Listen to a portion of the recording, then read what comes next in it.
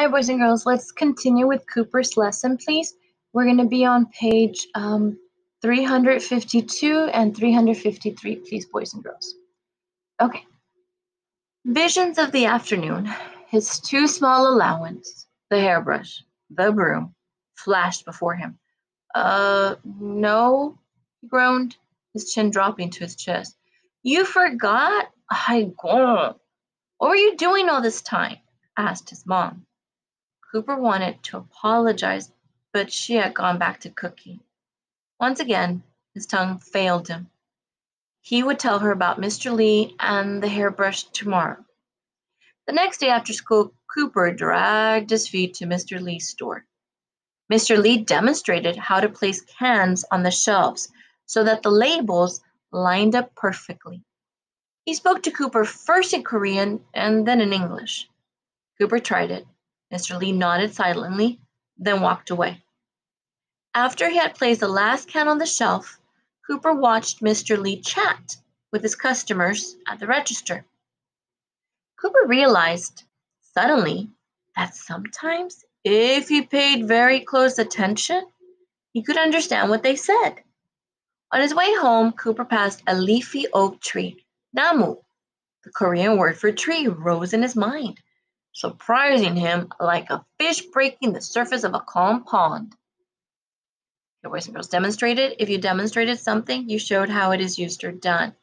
And we can see here, boys and girls, Mr. Lee back in the store. Cooper went back the next day, just like he promised he would, just like he was forced to. And Mr. Lee's putting him to work. The day before, he was sweeping the dust, sweeping the dirt off the floor. Today, Mr. Lee's making him arrange cans, put the cans nice and neat on the shelves.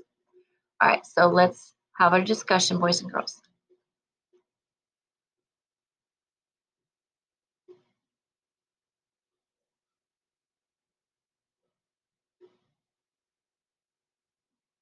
Okay, let me zoom in. Okay, so remember, boys and girls, in the previous page, he had just walked in back into his home, and his mom asked him for the ginger, and he's like, oh, no, right? And so he's having flashbacks. He's thinking about like, okay, well, just remember what happened. My small allowance, the hairbrush, the broom, and the only thing he could tell his mom was no. No. He said no. And so the mom was like, you forgot? I go. And I go, boys and girls, means oh dear, like it just means like, oh, that's all it means, boys and girls. And so, but she moved on, boys and girls. Like she just went back to cooking, and Cooper said that he would tell her tomorrow. Like I'll tell my mom tomorrow about Mr. Lee and the hairbrush. I'll tell her tomorrow that I tried to steal the hairbrush. And the next day after school, boys and girls, he went to Mr. Lee's store, but he dragged his feet, boys and girls. Dragged his feet.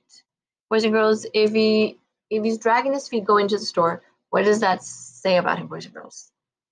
What can you tell me about Cooper, boys and girls? If he's dragging his feet, he doesn't what, guys? He doesn't want to go. He doesn't want to be there. Oh. Okay. And so Mr. Lee puts him to work. Mr. Lee shows them how he wants him to line up cans. But Mr. Lee, boys and girls, he did something interesting here.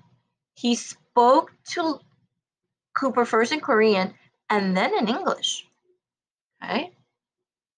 And then, Cooper did it. He lined up the cans. Mr. Lee liked it, and he just walked away.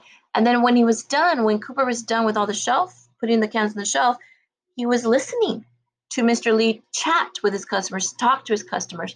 And Cooper realized that he actually, if he paid very close attention, he could understand, boys and girls, what they were saying.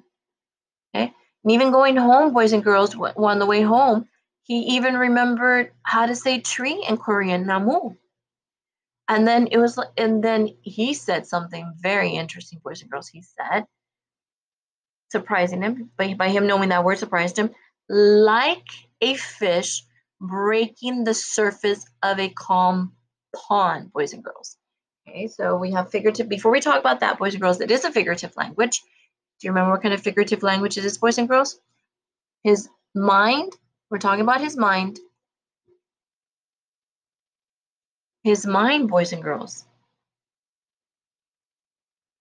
His mind surprised him like a fish breaking the surface of a calm pond. Boys and girls, what kind of figurative language is this, boys and girls? They're comparing. How's the word like? He said simile. Good job, boys and girls. Simile.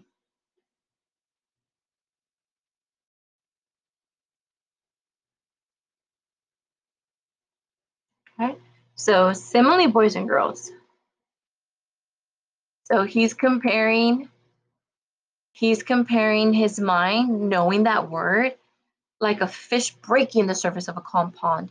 And that's what this looks like, boys and girls. So it's kind of like a light bulb turned on in his head. It's like, oh, Eureka, I got it. Wow. Even look at this little fish right here smiling. So he realizes, like, hey, I'm learning. So, boys and girls, not only is Mr. Lee, trying to teach him a lesson, you don't steal, you don't take things that don't belong to you, you got to pay for everything. Mr. Lee's also teaching him something else, boys and girls. What else is he teaching him? Can you tell me? Based in paragraph 49, boys and girls, what is Mr. Lee also trying to teach Cooper? If he said teach him how to speak Korean, good job. I really also think that, boys and girls.